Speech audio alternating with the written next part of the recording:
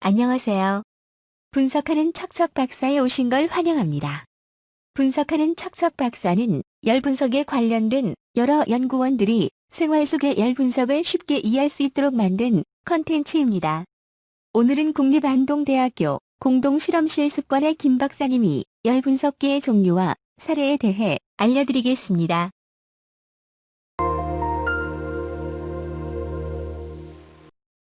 열 분석은 물질에 열을 가하면서 그 물질에서 일어나는 변화를 분석하는 거예요. 이 변화라는 것은 물질의 질량이 증가하거나 감소하는 변화가 있을 수 있고요. 물질이 녹는다든지 증발하는 경우도 있겠죠.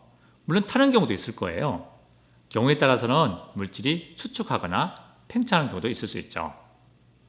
이렇듯 열에 의해서 물질의 상태가 변하게 되는데, 이런 상태가 변하는 시점의 온도나 상태가 변하면서 발생되는 열량 또는 물질의 길이 변화 등을 측정하는 것이 열분석이라고 하고, 이런 분석 장비들을 열분석기라고 해요.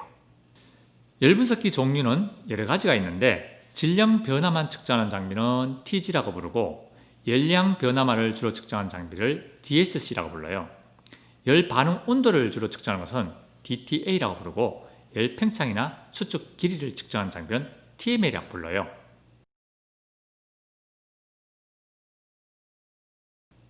TG 분석은 산업 분야에 다양하게 사용되는데, 석탄 품질 분석에 주로 많이 사용해요. 석탄 종류에는 토탄이나 갈탄, 역천탄, 무연탄 등이 있는데, 이런 석탄에 포함된 수분이나 휘발분, 고정탄소, 회분 함량을 분석할 때 사용을 주로 하죠. 고무 같은 경우에도 물리적 성질을 높이기 위하여 고무에 열에 타지 않는 무기물질을 첨가해서 제조하는데, 이 무기물질들이 균질하게 분산되어 있는지 확인하기 위해서 TG를 사용하기도 한답니다. 금속의 산화성 연구에도 TG를 많이 사용해요. 금속은 열을 받으면 금속 표면에서부터 산화가 발생하는데, 몇 도부터 몇 도까지 산화가 일어나는지, 또 얼마나 많은 산화가 이루어지는지도 TG로 분석할 수 있답니다. DSC 분석은 생활 속 여러 곳에서 찾아볼 수 있어요. 과자 봉지나 음료수병을 보면 칼로리 값이 나와 있는데, 이 칼로리와 같은 열량을 분석할 때 사용해요.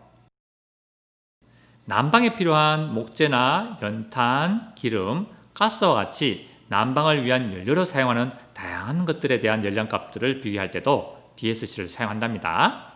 특히 생활 쓰레기 처리 같은 것을 하는 곳에 가면 에너지 타워라는 것이 있는데, 이곳에서는 쓰레기를 태워서 그 열을 이용하여 난방으로 다른 에너지를 만드는 데 사용하죠. 여기에서도 쓰레기 종류별로 열량을 얼마나 많이 생산하는지 DSC 분석을 통해서 알 수 있답니다. DTA 분석은 물질 특성 연구에 많이 사용을 해요. 예를 들면 순수한 물이 0도에서 얼고 100도에서 증발하듯이, 순수한 금속은 녹는 온도가 딱 정해져 있어요. 순수한 철은 1550도에서 녹고, 순수한 알루미늄은 660도에서 녹죠. 기금속 중에 은은 962도에 녹고, 금은 1065도에 녹아요. 이같이 금속의 고유의 녹는 온도가 정해져 있기 때문에 DTA로 녹는 온도만 분석해도 어떤 금속인지 쉽게 알 수가 있어요. 플라스틱 종류로 보기에는 비슷해 보이지만 성질이 달라요. 플라스틱 통으로 사용되는 폴리에틸렌은 PE 소재인데 137도에 녹고, 스티로폼으로 불리우는 폴리프로필렌은 PP 소재인데 160도에 녹아요.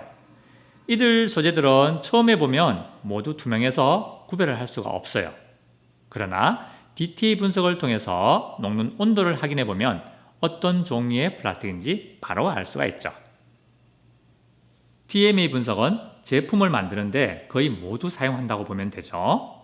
자동차 엔진 만들 때라든지 도자기 만들 때라든지 고무 제품 만들 때도 많이 사용해요. TMA는 열을 가했을 때 제품이 늘어나거나 수축하는 정도를 분석하는 것이다 보니, 자동차 엔진에 사용하는 금속 같은 경우에 엔진을 가동하면서 열이 발생하겠죠. 이 온도에서 금속이 늘어나면 안 되겠죠. 그래서 엔진 금속들은 TMA 분석을 통해서 반드시 열팽창이 있는지 확인해야 돼요. 일반적으로 금속들은 대부분이 열이 가해지면 팽창하거나 늘어나는 성질이 있는데, 반대로 도자기 같은 세라믹 제품들은 열을 가하면 수축하는 성질이 있어요. 산업체에서 사용되는 세라믹 제품들을 만들 때 수축되는 정도를 계산해서 만들게 되는데, 이 수축되는 정도를 TMA를 통해서 미리 분석을 해보는 거죠.